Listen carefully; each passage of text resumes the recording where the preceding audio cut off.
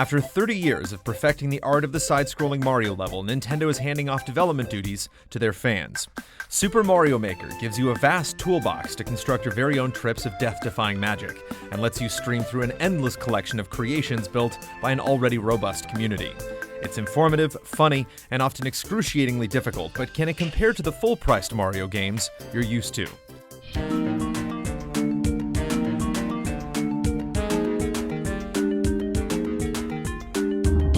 In Super Mario Maker, you're either toiling through your own levels or sprinting through those built by other users. If you're more of a player than a maker, there are several ways to download and try out the many levels available without having to build anything. You can go to the course list and browse the collection based on popular vote, or follow creators that you admire and get updates whenever they upload something new. If you're less concerned with exactly what type of level is thrown at you, there's the 10 and 100 Mario challenges. The 10 Mario challenge is the perfect introduction to how you can goof around with the material. All the mode's levels are included with the base package, and they're patiently constructed. The 100 Mario challenge pulls from levels made by other players, and it can be hit or miss. There are 3 difficulty settings, and some of the offerings just aren't worth your time. Thankfully, if you're just not feeling a level, you can skip it by sacrificing a life.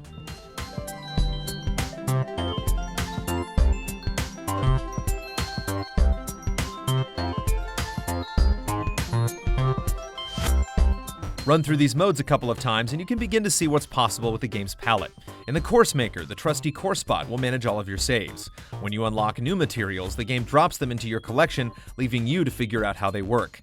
There's an abundance of manuals to dig through, but it would have been nice to have a small, optional tutorial when a new delivery shows up. To unlock new elements or level functionality, you have to spend at least 5 minutes making a level. The game will then send the next tier of content 24 hours later, or immediately if you fast forward the clock on your Wii U. If you play by the game's rules, it'll take you over a week to get everything, which doesn't make sense to us. You wait a day to learn new stuff the hard way or by reading pages of text, as opposed to discovering the pieces organically through a carefully constructed lesson plan. Once you get comfortable with what each tool does, how the enemies behave, and the various shortcuts to delete and copy items, building levels in Mario Maker is a breeze. Having the gamepad to type on is far more intuitive than trying to line up objects in a 3D level creator. They even jazz up the experience by singing out the type of object when you place it. And you'll notice the game humming along with the music when you tap a bunch in a row.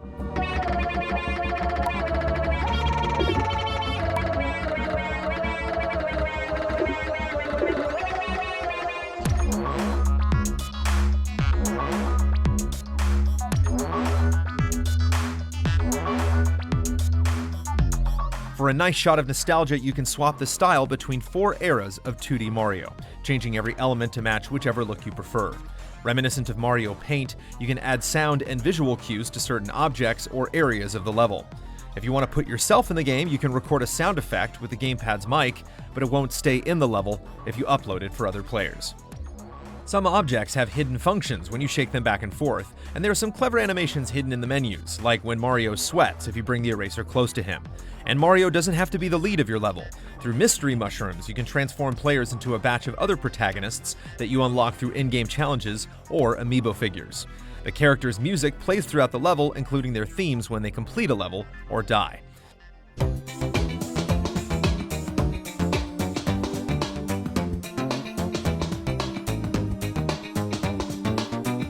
The best thing about browsing the content created by other people in Super Mario Maker is the speed at which you typically finish one level and move on to another. You can spend hours slaving over one level's devious challenges, but the system is designed to show off as much as possible in the shortest amount of time.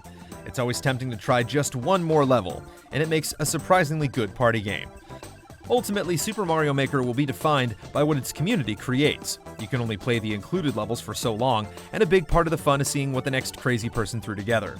We've played Mario Maker maps of all shapes and sizes, and an alarming percentage of them are created just to make the player frustrated. Mario meets Dark Souls, or Mega Man on steroids. Programming each of the elements in a Mario level will slowly give you a much deeper understanding of the talents required to make something that is equally challenging, inventive, and fun to play. Nintendo always makes it look so easy.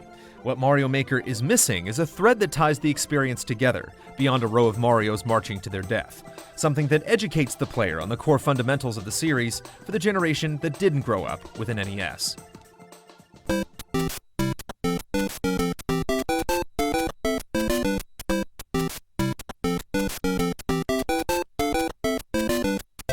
Super Mario Maker is worth checking out to prove what's possible with the Wii U's often ignored gamepad controller.